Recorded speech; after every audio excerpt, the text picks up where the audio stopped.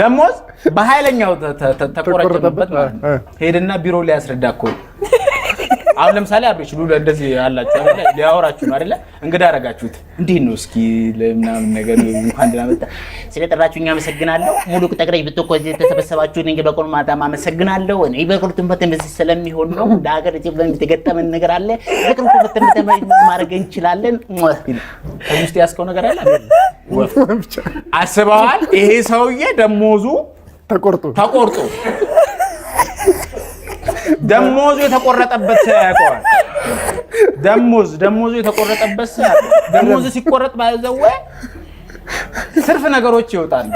ጥፍር ነው ሁሉ ነገር ይረዛዝናል እዚህ ጋር ብዙ ሰዎች ጺም ለማብቀል ይቸገራሉ አይደል ደሞዛችሁን አስቆርጡ ሁሉ ነው የሚሆንላችሁ ጸጉር ሳይወጣም ከላይ የመመለጥ ባህሪ ያለባችሁ አንጸባራቂ ሰዎች እንደዛ አይነት ደሞዝ ሲቆረጣባት እንደዛ ነው የሚሆነው ተቆረጠበት ሄደ ይቻል ሰላም ነው ጌታ ሆነ ሰላም ይላችሁ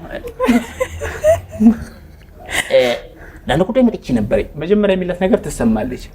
ምን ነው ምናምን ቁጭ በል መቀመጥ አልፈልግም ተገይፎ ተቀመ የመጣ ነገር አለ ገበቆርቱ ማማወራት ክንቅጥ ቁጭ በል መቀመጥ ለኮንኩመንት እየቆረጣችሁ ነቀመጥ መቀመጥ አብርሃም በአሚን ረጋ ብለህ የሆነብህን ነገር ትናገራለህ ቀይ በእናትህ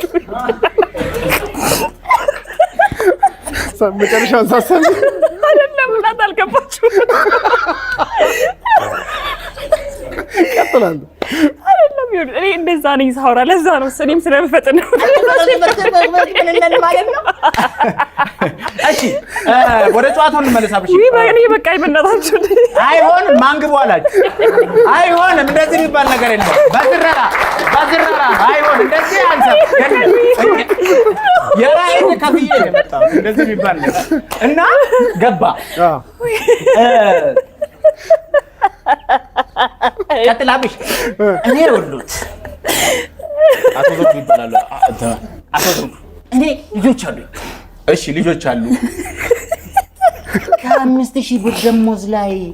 የቤት ኪራይ ከፍዬ እሺ የቤት ኪራይ አተከመቱ መንደር አተከመርቱ ተከበከብከብ አለግበቱ ትራንስፖርት የለም አለግበቱ መከበደ እንዴ ተስሙምንቴ አልኩት አካደሚ አገራድንቴ